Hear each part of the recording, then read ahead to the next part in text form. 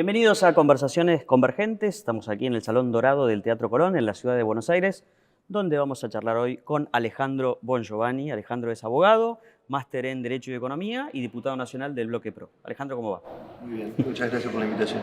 Alejandro, hubo una época en la que el liberalismo tenía el rostro y la edad de Don Álvaro, ¿sí? Y hoy pareciera, por ahí va la pregunta, que tiene un perfil más juvenil. ¿Hay algo de eso?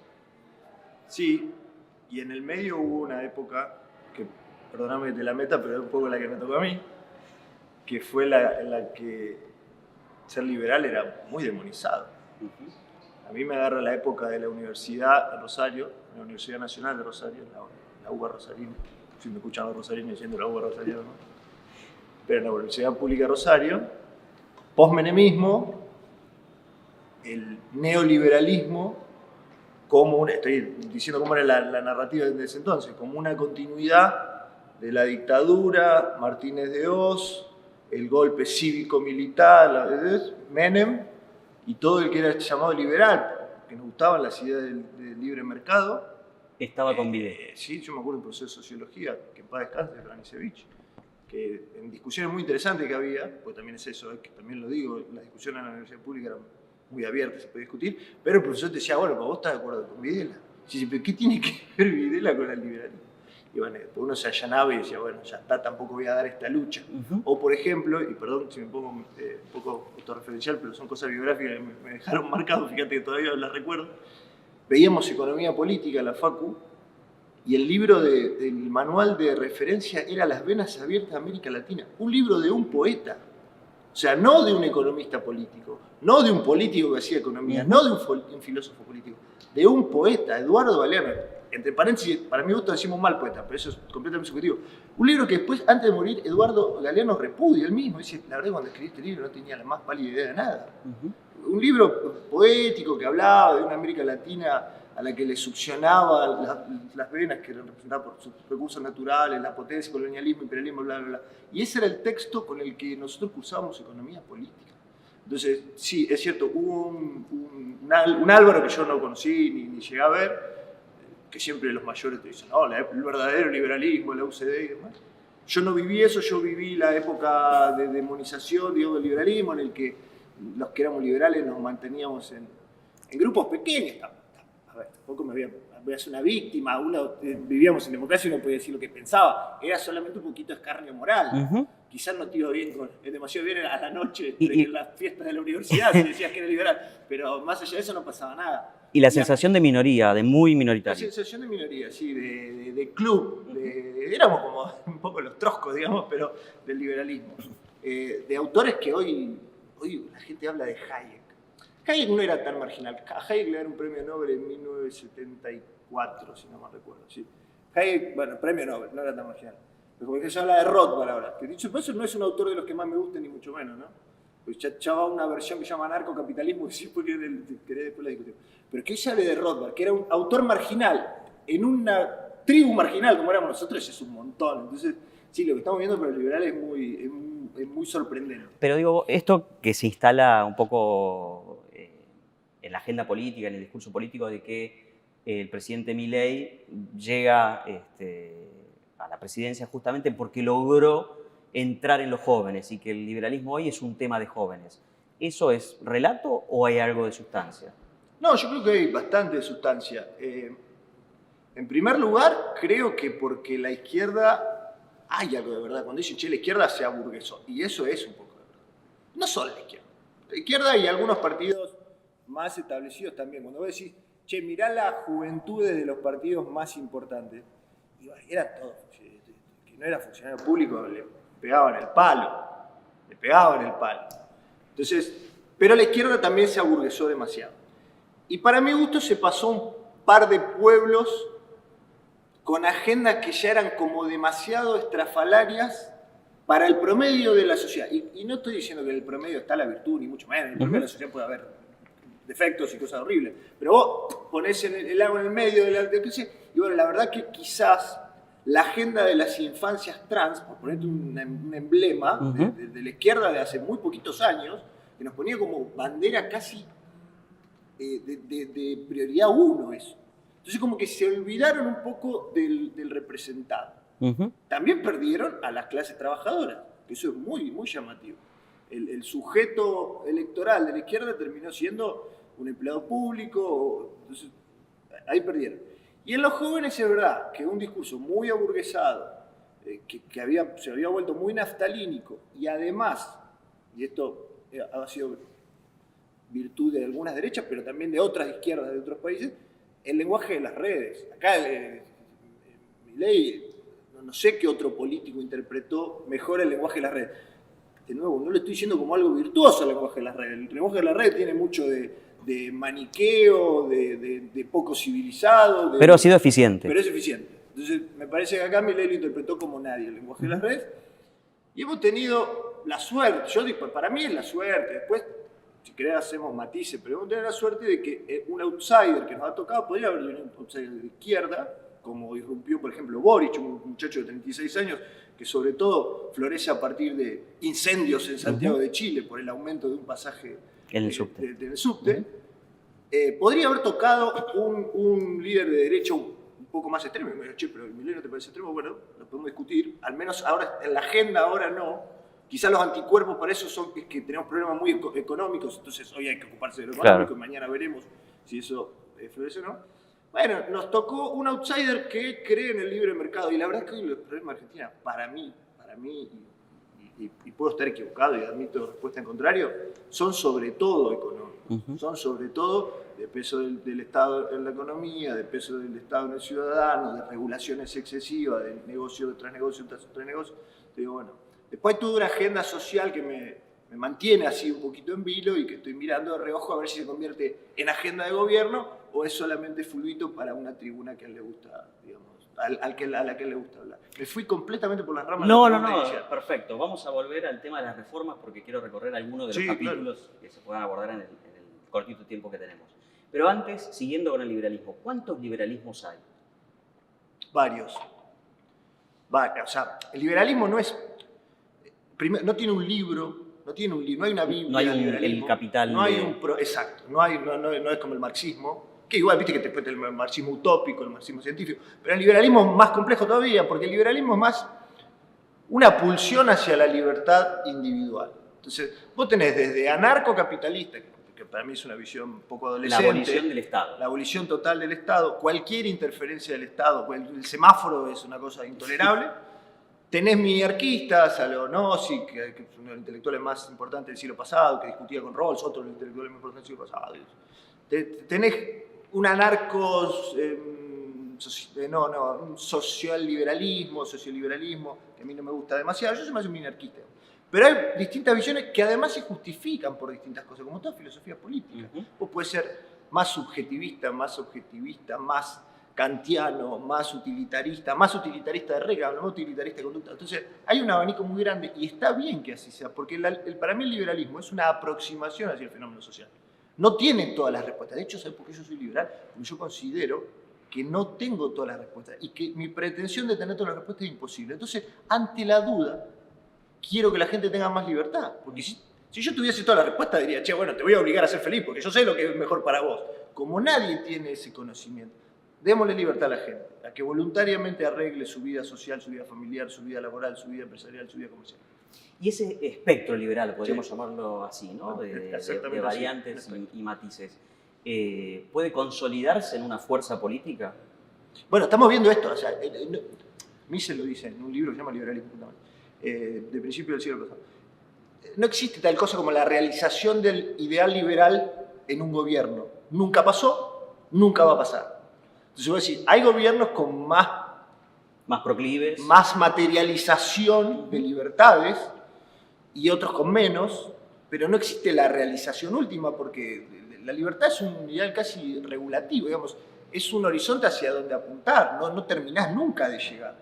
Entonces, hay gobiernos más liberales que otros, y hay gobiernos más liberales en la economía, hay gobiernos más liberales en cuestiones no económicas. A un liberal de verdad le interesan ambas cosas, pero también hay que mirar el contexto, porque la verdad que si vos, lo pongo siempre como ejemplo, pongo Venezuela, digo, mi amiga y una persona que admiro mucho es María Corina Machado. Yo no sé si María Corina Machado al final prefiere una banca libre o una banca regulada al no sé qué o no sé cuánto, o los pasivos remunerados. Ahora, lo que yo sé es que hoy está haciendo una lucha liberal. Mañana vemos, o sea, porque también tiene que ver sus prioridades y su contexto. Claro, Entonces, que tiene enfrente. Exacto. Entonces también ver las cosas en abstracto. Cuando vos ves política no puedes mirar las cosas en abstracto. Cuando vos ves la filosofía política, sí, está bien. Y ahí está bien permanentemente encontrar disenso, encontrar diferencias, porque la filosofía política, la política, el derecho, la ética se hace en base, así se hace el pensamiento. En la política tenés que hacer todo lo contrario. Tenés que buscar consenso, tenés que buscar ideas en común, tenés que buscar mínimos comunes denominadores. Porque si no, nunca podés materializar las ideas en la realidad. Esa es la tensión que vos tenés entre los liberales, porque estamos siempre muy acostumbrados al mundo de las ideas, y el mundo de las políticas nos está costando un poco más. Ahora vemos esto, donde hay uno que solapa las dos cosas, y obviamente hay tensión. Y las va a seguir habiendo. Y va a haber momentos que decimos, che, qué liberal esto que está haciendo, y otro, che, qué poco liberal esto que está haciendo. Y necesariamente va a ser así. Y definitivamente hay un abismo entre libertad e igualdad, que es un poco lo que se plantea a veces en el debate político. Eso es lo que quiso hacer Rawls en 1970. Rawls quiso encontrar una fórmula que hermane la igualdad con la libertad. Y hizo algo muy sofisticado, a mí no me termina de cerrar, yo no soy quien para criticar a Rawls, pero Nozick sí lo hizo. Yo creo que el problema que tiene el ideal igualitario y todos los pensadores que vienen después de Rawls es que al final del día se llevan de bruces contra algo que no existe. Digo, vos fíjate que incluso hablo de igualdad de oportunidad y suena bien. Pero cuando lo quieren materializar, la verdad que no, es un poco falopal. Medio que lo decimos también como para calmarnos y no sentirnos culpables. Pero no existe la igualdad de oportunidad. Nosotros podemos hacer que no todas las relaciones sean de mercado y que hay personas muy desfavorecidas que les demos un piso de oportunidades. Y a ese piso de oportunidades, hay muchos que te dicen, che, este piso de oportunidades lo tiene que proveer esto. Y también yo podría estar de acuerdo con eso. Ahora no le llamemos igualdad de oportunidades, porque eso tampoco es igualdad. Porque si yo nazco más sano que vos, tengo mejor oportunidad que vos. Si mis padres me dan más cariño que el que te dieron a vos, si me dan estimulación más temprana, ¿y cómo hace el Estado para hacer que la estimulación temprana, que dicen que es algo completamente vital al desarrollo de un niño, sea enforzada por la ley? No existe, digo. Necesariamente hay un montón de cosas que están atravesadas por el azar, y el azar es así. Ahora, yo al azar no lo llamo desigual, yo lo llamo justo. No, mejor dicho, no es justo, no tiene parámetro de justicia.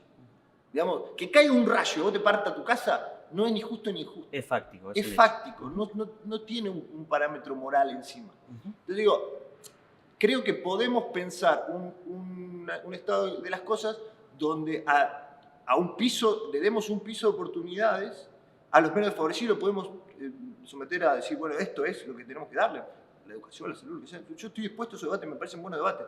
Ahora, pensar que igualamos oportunidades al final del día y buscarlo como un igualador hacia el final y no hacia el principio es utópico. Y me parece que Rawls intenta eso y lamentablemente se choca contra la pared. Alejandro, vamos a dejar la filosofía por un rato y después del corte vamos a entrar en cuáles son las reformas más urgentes en la Argentina que nos toca. Pero eso va a ser después de esta pausa. Ya volvemos. Seguimos en Conversaciones Convergentes charlando con el diputado Alejandro Bongiovanni. Alejandro, ¿cuáles son o cuál es la reforma más urgente en Argentina? Bueno, a ver, hay una que es la macroeconómica, que el gobierno la está haciendo, yo creo que bastante bien. Igual no me considero autoridad en la materia, estoy todo el tiempo hablando con economistas. Hoy admito que la mitad me está viendo con mucha esperanza, no, diría un 60% con mucha esperanza, un 20% con escepticismo y otro 20% con cierto pesimismo. Todo lo que no sea reducción del déficit fiscal y reducción de la inflación, que digo, esto es el camino principal, esto me parece que el albur de este gobierno corre por esto. Todo lo otro está muy bien, suma, es crema y frutilla para el postre y me encanta todo esto, pero sin esto no hay esto. Entonces todo esto va por el lado de los macroeconomistas. Todo esto que es más lo que nos compete a nosotros, los legisladores y demás, para mí parte sobre todo de desregular. ¿Qué es desregular al final del día? Otra palabra tabú, ¿no? Totalmente tabú, sí. No se podía hablar de desregulación. No se podía hablar de desregulación. Al revés, pero además se ha vuelto sentido común. Y perdón si me vuelvo a poner un poco filosófico, porque el otro día estuve con un colega diputado que quería regular a los influencers. O sea, pero ¿Sabes cuál es el argumento? Son ideas que vienen de Europa. Sí, vienen de Europa, pero lo hizo España. Pero ¿sabes cuál es el argumento? A mí me puso muy nervioso esto. ¿Cuál fue la primera premisa argumental? No, que no puede ser porque no están regulados. ¿Entendés? No es que me dijo, hay que regularlo porque justificación. La justificación era porque no estaban regulados. Y eso se convirtió en sentido común en Argentina. No puede haber actividad sin regulación. Es una barbaridad. Totalmente. Entonces, hay una hermosa tarea que hizo mi amigo Federico Sturzenegger hace 2 años y chirolas, que en parte fue lo que a mí me motivó a decir, uy, quiero ver si puedo estar en el Congreso el año que viene. Un día me llama Federico Sturzenegger y me dice, estoy con un equipo sondeando todas las leyes vigentes en Argentina. Y voy a ver cuáles habría que son regulaciones inútiles y cuáles habría que modificar y cuáles habría que derogar. Digo, nada, es verdad, lo está haciendo. Voy a dejarme ir a verlo. Yo pensé que había entendido un PDF. Tenía una pila así de papeles. Entonces yo le dije, déjame sacar una foto porque esto es impresionante. A mí ya me caían las lágrimas. Entonces yo me emociono con esta estupidez y a mí me vuelve loco. Entonces le saco una foto, lo subo a internet y se empieza a armar como una mística del trabajo. Y efectivamente el tipo tenía, de todos los rubros, que fue el prototipo de la ley base. La ley base del 6 de febrero creo que fue, de este año. La de casi 1000 artículos. Que era una bestialidad, que hay que admitir que también es cierto. Era imposible de digerir. Con un puñado de diputados. Era un puñado de diputados que recién caía. Sí. Estábamos todos ahí recién caídos. Era indigerible la cantidad de temas. Yo no tenía oficina, todavía no me habían asignado oficina. O sea, no tenía un lugar donde sentarme y tenía pila de gente que atender porque venía a las 10 de la mañana lo del colegio de abogados a insultarte porque el matrimonio ahora lo podía hacer sin patrocinio letrado. Después tenía a los artistas que te decían que es el Instituto del Teatro y no sé qué. Después tenías a los de biocombustible. Vos fijate además la heterogeneidad de los temas. A las cámaras de biocombustible a decirte, no, pero mi negocio... Fue como patear cientos de hormigueros. 150 pero al mismo tiempo. Ahora, la tónica que había atrás de esa ley bases, que después fue lo que votamos el otro día, fue ley basecita, una ley... Si la otra era una ley ómnibus, esta es una ley minivan, digamos, o sea, tristemente, digo. Y está bien porque hubo que acordar con los bloques y espero que dé resultado y que salgan el senador. Entonces, el leitmotiv que había atrás de esa ley era que la voluntad de las partes prime. Indubio pro libertad, indubio pro voluntad de las partes. No es tan loco eso, no es tan loco. Es razonable. Tenemos muchas regulaciones absurdas que están hechas o para que algún intermediario se quede con un pedazo de negocio, o para que no se cumpla y el funcionario de turno, el encargado de contralor, se quede con un pedazo de negocio, o porque dirigen un negocio para un lado o para el otro. Te puedo poner 16.000 ejemplos. Lo que Macri decía, ¿no? Yo estoy de acuerdo con las reformas, que le decían a él, yo estoy de acuerdo con las reformas, pero la mía está. Exactamente. ¿No? Yo conservo mi privilegio. Exactamente, porque ahí también hay un que tema... muchas veces son pequeños privilegios. Pequeños privilegios, pero en todo. En toda la cadena de todos los rubros que vos te encontré exacto, pequeños privilegios. El autor del libro La República Corporativa, que se llama Jorge Bustamante,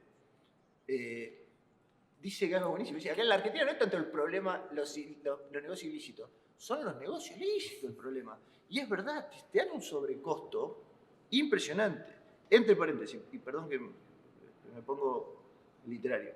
Bustamante escribe este libro 88, creo. Más o menos. Sí, 88. Sí, 88. Bueno, no importa. Carlos Nino, que no, tampoco lo podés llamar un liberal de derecha, no, escribe Argentina al margen de la ley en el 90 y poco. Pasaron 20 y pico de años y sigue. Vos los leás los dos libros. De hecho, se han reeditado. ¿Y por qué se han reeditado? Exactamente, José. ¿Por qué se han reeditado? Porque describe la Argentina de hoy. Entonces digo, era lógico, o es bueno, le doy beneplácito a que venga un tipo con un balde de shock y diga desregulación, menos corporativismo, shock de déficit, de superávit fiscal. Digo, hacían falta estas cosas. ¿Por dónde empezamos? De nuevo, si a este gobierno le va mal en la macroeconomía, todo esto que te estuve diciendo... Ya lo sé, pero la inflación está empezando a bajar, estamos un poco expectantes por la salida del cepo, un poco ansiosos incluso. Hay como cierto, otro clima. Yo me quedé un poco desencantado con el cercenamiento de los muchos temas buenos que había en ley bases y que ahora no hay. Por ejemplo, te pongo uno, biocombustible. Biocombustible es un negocio, muchacho. Es un negocio, con nombre y apellido, para un puñadito de empresas. que no quieren que las aceiteras hagan biocombustible, cuando por escala es natural que hagan biocombustible. Es como decir, bueno, se fabrican autos solamente pymes. Solamente pymes pueden fabricar autos. Es decir, pero pará, no es eficiente que las pymes fabriquen autos. Bueno, pero por ley, sí, taca, taca, taca, listo, 2011, la ley de Marcos Clery y de Kirchnerismo. Eso se borró. ¿Por qué? Y bueno, porque hubo que hacer acuerdo. Los fondos fiduciarios. No sabíamos ni qué eran los fondos fiduciarios. Yo más o menos siempre estuve en cuestiones políticas, pero los fondos fiduciarios, la verdad que le hemos puesto hay periodistas que hace mucho están hablando de esto, es verdad, pero el público en general empezó a alertarse ahora. Hay que apretar ahí, que sale puso, lo loco. Entonces, digo, hay muchas cosas que quedaron en la ley de bases. Hicimos una reforma laboral que es una reformita, pero es bienvenida. Yo creo que eso va a ser, como decir, Hay pequeños cambios que por ahí tienen gran impacto, ¿no? Eso para mí va a generar impacto. No te digo que va a generar un shock de empleo, porque hay una recesión muy dura que todavía no sabemos si es una B corta, una L, una U, una no sé qué, pero va a generar pequeño empleo y si los empresarios son vivos, que espero que sean vivos y empiecen no solo a tomar gente, sino además a anunciar, che, estamos tomando gente, pueden generar un ciclo virtuoso. Yo creo que eso sería una de las principales cosas con las que tenemos que empezar. Así que espero que el Senado devuelva favorablemente la ley de bases. ¿En qué se parece este momento al comienzo de la presidencia de Menem y la ley de reforma del Estado? Bueno, en primer lugar, viste como si Heráclito, no se puede cruzar el mismo río dos veces. En primer lugar, la primera diferencia es que ya pasó la de Menem, ¿no? Entonces, y ya se revirtió en gran medida. Exactamente. Entonces vos también podés mirar algunas cosas que pasaron y otras que no. Me parece igual que lo de Menem en su momento fue, respecto a reformas, más grande, más ambicioso.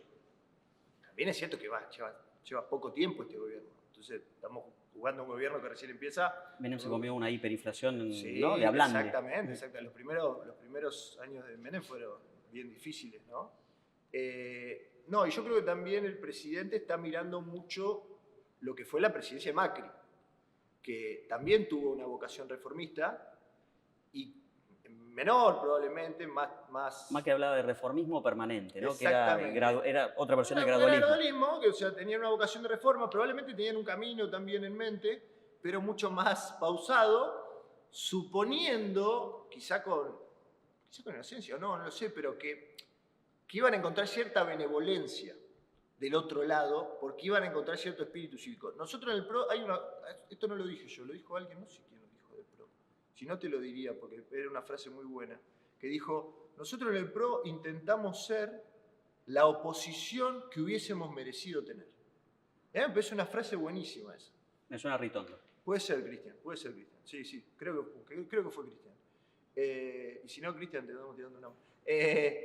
Y eso me parece muy bueno porque el PRO, yo le puedo decir un montón de cosas buenas, malas, que hizo errores, que me hubiera gustado más ortodoxia, menos, más. Pero, muchachos, le hicieron la vida imposible el minuto cero. Porque ahora dicen, che, la dictadura lo decía, pero lo decían igual de Macri. De Macri. Entonces también hay algo, y esto lo admito, y esto está mal lo que voy a decir, pero lo voy a decir igual. Hay un poquito de goce en uno, un Schadenfreude. ¿Sabes que Schadenfreude, la palabra alemana que significa felicidad por el sufrimiento ajeno? Bueno, hay un poquito de Schadenfreude de mi parte cuando veo también a la izquierda hoy un poco asustada, un poco... Porque bueno, muchachos, ustedes gritaban lobo, siempre gritaban lobo y no había lobo. El pastor mentiroso. Y ahora, claro, bueno, ahora le llegó, qué sé yo. Alejandro, si vos tuvieras que jugar una ficha, ya sé que me dijiste que la macro es lo importante, porque bueno, no se pueden reformar los 1000 artículos, el presidente Milei habla de 3000 reformas, sabemos que tu amigo Sturzenegger sigue trabajando en esas reformas. Si vos tuvieras que decir, bueno, mi ficha es esta, ¿cuál sería en términos de reformas? No, hoy, y porque la sacamos y creo que va a materializarse, porque además noto un cierto consenso, pero además por lo que te dije recién, creo que va a tener efectos inmediatos, no voluminosos, pero inmediatos, es la reforma laboral. ¿Me hubiera gustado que esté también lo de la no obligatoriedad de la cuota solidaria sindical? Sí, me hubiera gustado. ¿Me hubiera gustado que no esté lo de las multas? Me hubiera gustado. ¿Esta es la mejor reforma? No, es la que se pudo consensuar. Ok, si sale, yo creo que vamos a ver a empresas tomando empleo, que es algo que no pasa hace mucho tiempo. Y eso va a ser para mí va a cambiar un poco el humor social.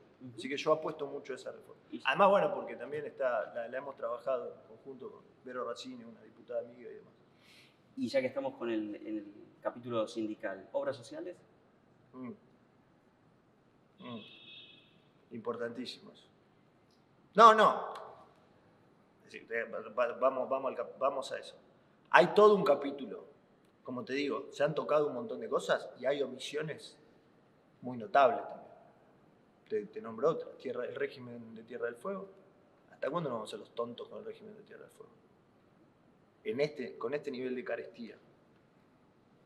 ¿Hasta cuándo nos vamos a hacer los tontos con eso? Una mega financiación de la mega ineficiencia. Bueno, la financiación de la política, por suerte hay periodistas que lo tratan. No son muchos, pero en un momento hay que... Los que estamos en política, yo estoy hace 4 meses, así que todavía tengo un changüí, pero y además no me cae una moneda si me dan vuelta, pero ese es un tema importante. Lo de Tierra del Fuego es un escándalo. Porque además, cuando vos vivís cierta abundancia relativa, ok, pasa, siga, decía La Molina. Pero en medio de esta crisis, de esta carestía, que vos estés dejando esos negocios a cielo abierto, mamita. Alejandro, muchas gracias. No, gracias a vos. Estuvimos charlando con el diputado nacional Alejandro Bongiovanni aquí en Conversaciones Convergentes y nosotros nos vemos la próxima. Muchas gracias.